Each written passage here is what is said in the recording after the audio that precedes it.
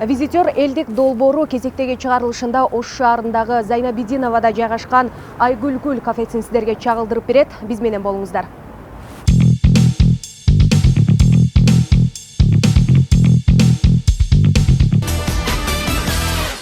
Администратор барбы? Сиздер? Атыңыз ким?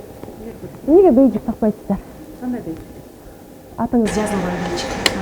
Бейджик эми иш жакшы башталмаса башталабызда. Биз жакын эле бейджик сандырып атпаңыз, Канча кызматкер иштейт? Качандан бери? 4 кызматкер.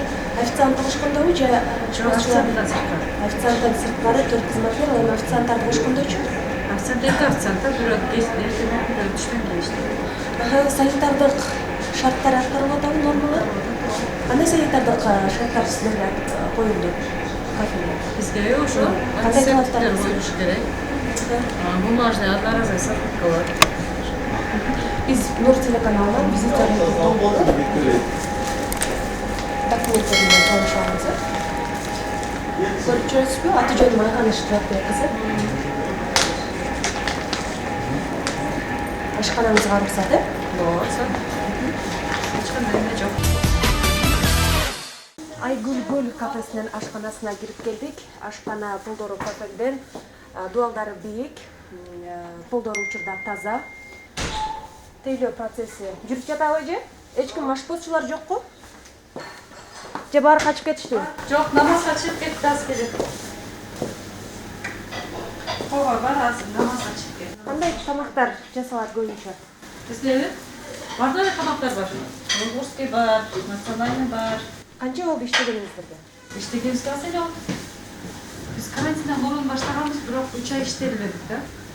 Апрель, май, июнь иштебедик, андан бери асастан күндө бир мал чыгабыз. Ашкана 1, 2, 3 бөлүктөн турат экен. Бул жайда муздаткычтар жайгашкан. Муздаткычтын аба циркуляциясы жакшы иштесин десеңиз, анда узун ичке щетка менен муздаткычтын конденсаторун жууп тазалап турушуңуздар керек. Мындан сырткары муздаткычтын эң жогорку бөлүгүндө эт азыктары эмес, сүт азыктары сакталышы керек. Бул жакта беттери ачык, эч кандай жабылган эмес. Маркировканы дагы көрбөйүз. Котлеттер мына ушундай абалда эле полиэтилен баштыгына урулгон.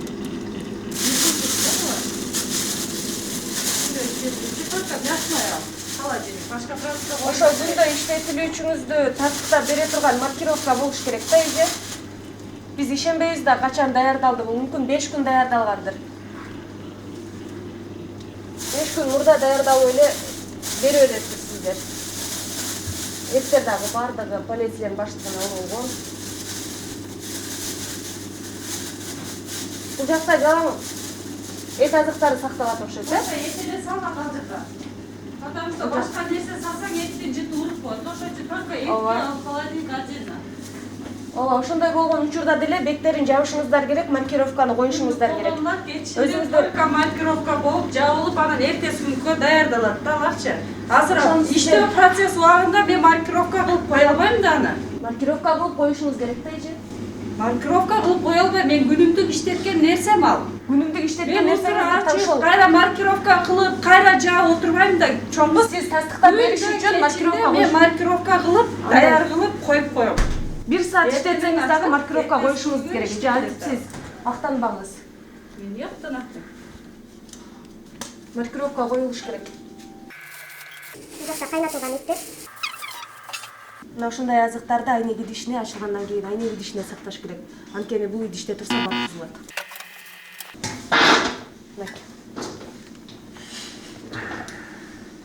Мына азык жараксыз болуп калыптыр, эже. Алып коесуз. Буларды айнек идишине сакташыңыздар керек ачылгандан кийин. Товар коңшулугу боюнча шарттар толук аткарылган. Анткени үстүңкү бөлүгүндө сүт азыктары, деликатестер турат. Ал эми сайбиз бирдей температурада өтө ысык жайда эмес, өтө муздак жайда эмес сакталышы керек. Муздаткычтын суусу тамганбы же өзүнүн ичинде суусу барбы, түшүнүксүз. Лагман үчүн камыр, бети жабылган муздаткычта.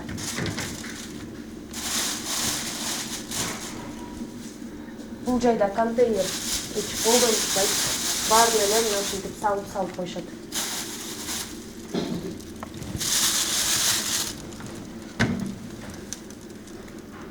Органолептиканын терс көрсөткүчтүгү байкалбайт. Бирок эмнеси болсо дагы бетин жабыш керек.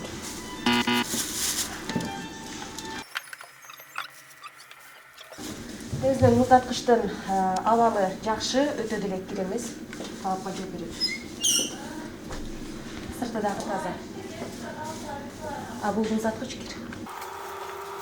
Эреже боюнча муздаткычтын үстүнө эч нерсе коюлбого тийиш, жана ошондой эле таза турга тийиш.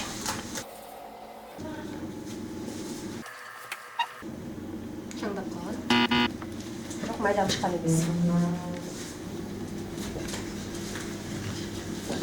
Жашылча стол дейт. Жашылчалар кесилип даярдалат окшойт.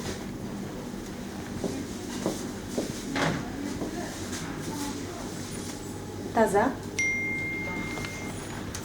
Специялердин атайын контейнерге салынган. Бирок беттери ачык. Ачылган пияздар. Жаңылар кылып.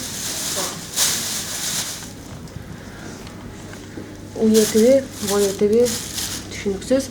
Эгерде уети муздаткычтын төмөнкү бөлүгүндө минустук температурада сакталышы керек.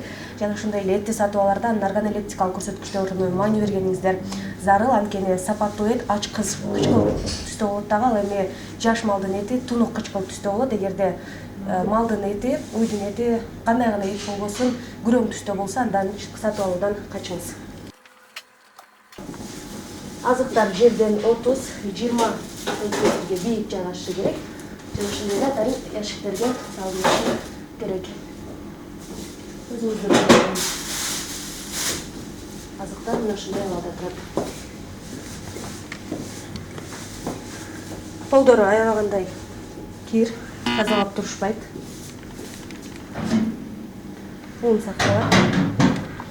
Бул жерде этти майдалашат окшойт. Өзүңүздөр көргөндөй көрүнүшү өтө таза эмес. Ачылган өздүк буюмдар.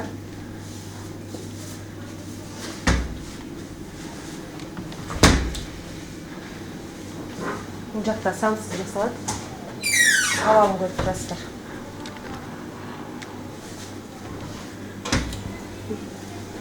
Өздүк буюмдар. Щетканы да тапсаңыздар болот. Тазалыгына аябай көңүлүңүздөрдү бурам. Булар тазалык дегенди билишпейт окшойт. Бул жакта дагы бир ашкана. Муздаткычы жайгашкан. Ачык абалда азыктардын кургатылган камы, ачык абалда болгар калети, фартук жүрөт, капуста. Бул муздаткыч иштебейт окшойт.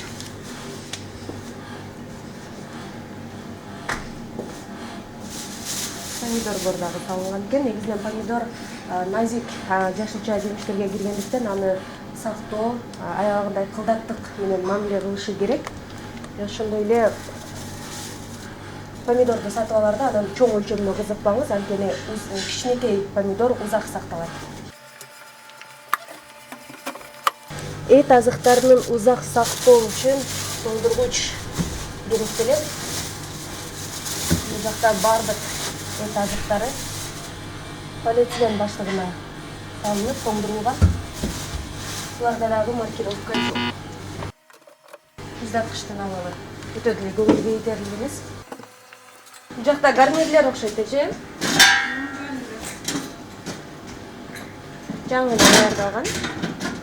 Бат-баттан тамактар берилип, өтө деле көп сакталбайт деп жатат эже.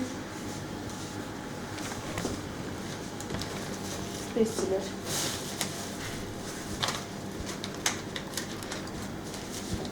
Неге ушинтип колдоносуздар эже? Карасаңыз, полиэтилен баштыгына салып койгонсуздар бардыгын. Контейнерге салсаңыздар жакшы өзүңүздөр билет. Өзүңүздөр келгенде ешкандай комментарий бергенге деле болду. Азыр ситуацияны көрүп атасың го, бир килограмм чыгат. Мына шелектерге салып калган жаап коебуз. Ошону контейнерге салыңыздар деп атам. Бул жакта тамактар даярдалат. Бут жаккан печкасы, раковина, чечүрдөн алалы. Өтө деле керемес. Канча жолу алмаштырып турасыздар? Эже, кана ашпозчулар? Күнүнө 2 жолу. Намазга чыгып кетишти. Аз кеч. Күнүнө 2 жолудан? Бир жумада 2 жолу. Бир жумада 2 жолу. Канча бир тазалап турасыздар ашкананы? Күндө кечинде арчы. Дезинфекция иштери качан болот? Каждый суббота воскресенье. Демек жумасына бир жолу даярдап турасыздар, э? Хлорка, күндө кечинде эле кол тапшырылат. Так неделя один раз генеральный хлорка болот. Сиз канча жылдан бери иштейсиз бул жерде? Мен бул жерде алган 6 ай болуп калды. 6 айдан бери иштейсиз, э? Тамактар даярдалып жатат. Жайы өтө деле керемес. Жумуш процессинде болуп турат, эми баарын деле таптаза алганга мүмкүн эмес.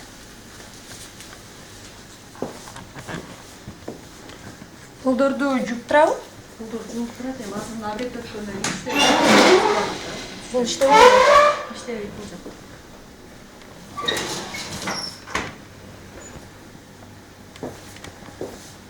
Котлеттер качан даярдалды? Котлеттерби? Котлеттер жумасына заготовка. Жумасына бир жолу заготовка кылып коесуздарбы? Ошону маркировка кылып койсоңуздар, Морозилке салып коесуздар, жазасыздар.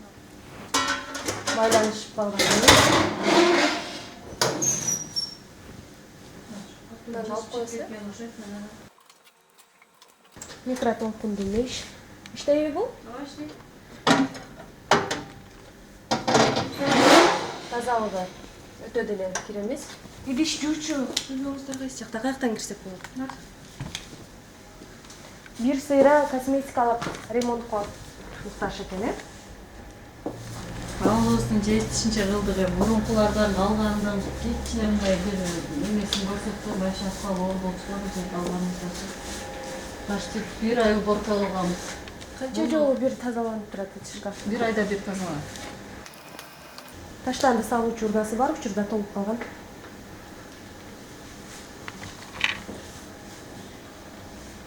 Тамак жасаучу жайлары таза.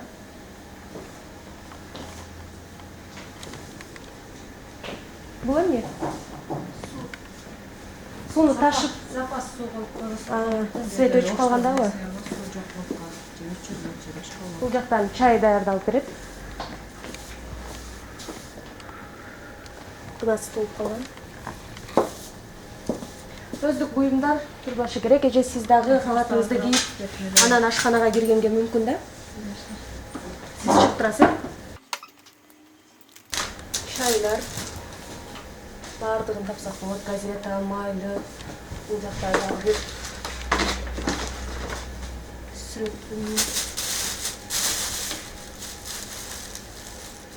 жеке буюмдары жумушчулардын.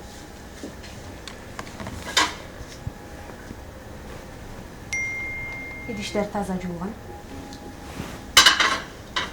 Сынык идиштер дээрлик жок койсе.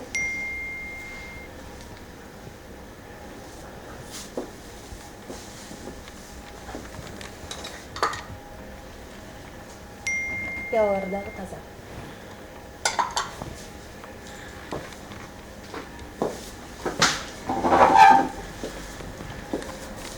Бул жайда эмне кылынат? Эркипер менен иштебейсиздерби? Эркипер менен иштебейсиздерби? Чек менен иштейт. Ошо эркиперге өтүп алганыңыздар жакшы да? Заманбап стилде. Баары аралаштырып берет, тетрадьтар менен бул жактагы аштар, азыктар. Аралаштырбаңыздар да. Неге тазалап турбайсыздар? Нанды салып келген бойдон эле анан туруп коюп коесуздарбы, арчыбай эле? Алмашат да. Эсеме кетет, эртеси тазалап.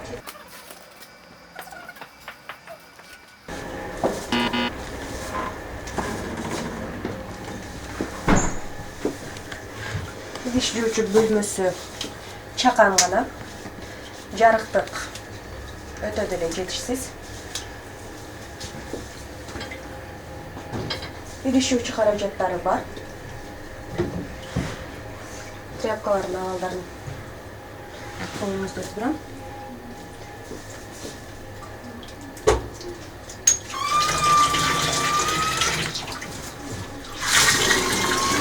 Су бар. Ысык суусу бар. Жак чайканды окшойт. Таштанда салуучу урнасы бар, учурда толуп калган. Ашканага болгон жалпы комментарий төмөндөгүчө. Азыктарда маркировка жок, товар коңшулугу сакталган. Жана ошондой эле ашканадагы жалпы тазалык талапка жооп берет. Анткени ошол тамак жасоочу жайында гана кичине өчүрүштүктөр болбосо дээрлик таза десек болот. Эттерге болгон сертификаттарды, официанттардын медициналык китепчелерин көрсөтсөңүз. Официанттардын медициналык книжкаларын мурунку иштегенибизде жасап бердимилер. Бири турмушка чыгат экен, биринин атасы өтүп кетти, ушинтип келип алышып, постоянно бирдей кыздар иштебейт да. Постоянно рабочий болсо, медициналык книжкасын мен өзүм өнөп кетем. Требование менен жасапчы. Азыр мындай Сиздер талап коюшуңуздар керек да, ар бир ишкерди алардан ошонусу бар болсо алышым керек болду. Ошондой требование азыр коюлду бизге. Анткени кандай ишчи келип атат сиздерге билбейсиздер да, туурабы? Тазаланып, таза ооруп-оорусу жок адам иштеш керек. Тамактануучу жайларда. Ал эми эттерге болгон сертификаттарды. Этин сертификатын кече алып кетишкен. Кече алып кетишти. Кече келбепсиз да? Жок, чындап эле кече алып кетишти. А бүгүнкү эттер кечинде келет, сөзсүз эмес менен алып кетишти. Сиздерде күнүгө келине турган эттер бар да, ошолор сертификат бериши керек сиздерге. Бериши керек. Кечинде алып келет, күндө кечинде алып келген. Сиздерде толук сертификат болуш керек, бериле турган атайын лицензия. Анан күнүнө берилүүчү документтер болуш керек. Этке биз требование кылып атабыз, сертификат менен алып келип атышат. Бирок ал 70 келе саатта туруп эметкен. Ошол сиздер ушул жактагы сактайсыздар да. Ошонусу менен бергиле деп Демек жок. Биз азыр жок. Эгерде болсо биздин редакциябызга берсеңиз болот. Биз эфирге чыккычакты. Караш.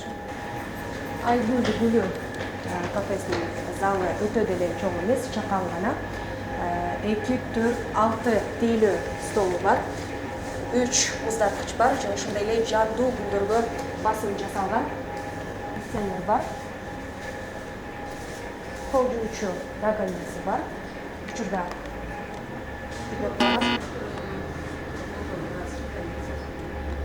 колар чуучу каражаттары бар. Колдору кафелер учурда таза. Айгүл гүлү кафесинин экинчи кабатына келдик. 2 кабаттан турат, эске салсак. Биринчи кабатында 6 тейлөө стол болсо, экинчи кабаты 1, 2 бөлүккө бөлүнгөн экен. Учурда тейлөө процесси жүрүп элек. 3 гана тейлөө столу бар.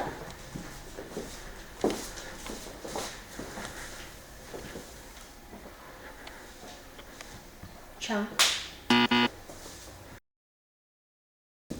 Тазалап турушпайт, майланышып калган.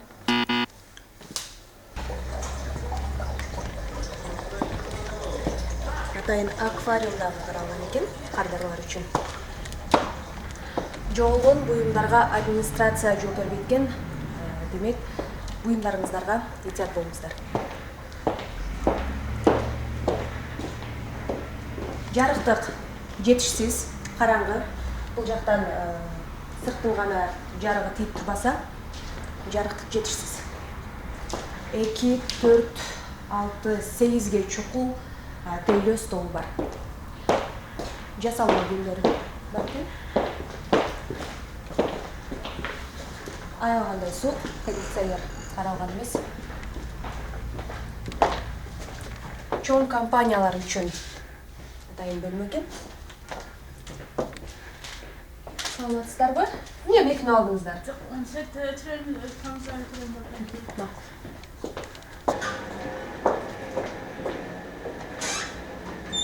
жаткана кире бериште. Сол тарапта. Чакан гана.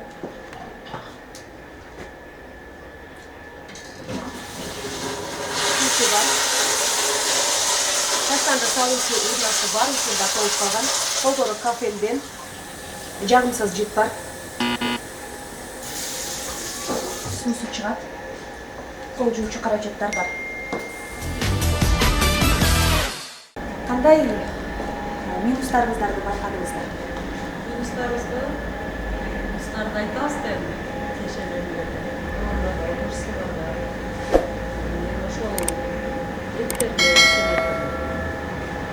Бүт эле сен айткан нерсенин баарын эле макулмун? Потому что ар бир күнгө контролдоп туруш кыйын. Ошончолук аракет кылып атабыз. Эсиңиздерге аласыздар деген ойдобуз, э? Ош шаарындагы Зайнабидиновада жайгашкан Айгүлгүл кафеси визитер программасынын талаптарына жооп берген жок. Анткени учурдагы негизги талап бул тамак аш коопсуздугу. Буга байланыштуу тамактануучу жайда эт азыктарына болгон сертификаттар жана кызматкерлердин медициналык китепчелери жок. Мындан сырткары азыктарда маркировка коюлган эмес, ашкананын тазалыгы жаман эмес, товар коңшулугун аткарууга аракет кылынат. Ал эми тейлөө сапатына комментарий бере албайбыз, анткени бардык кызматкерлер кызмат ордунда болгон жок. Визитер элдик долбоору жогорудагы критерийлерди эске алып, Ош шаарындагы Зайнабидиновада жайгашкан Айгүлгүл кафесин сиздерге сунуш кылбай, тамак аш коопсуздугу ден соолугубуз кепилдүү экенин дагы бир ирет эсиңиздерге салабыз. Ал эми рестораторлорго даярданыңыз, мүмкүн визитер сизге барат.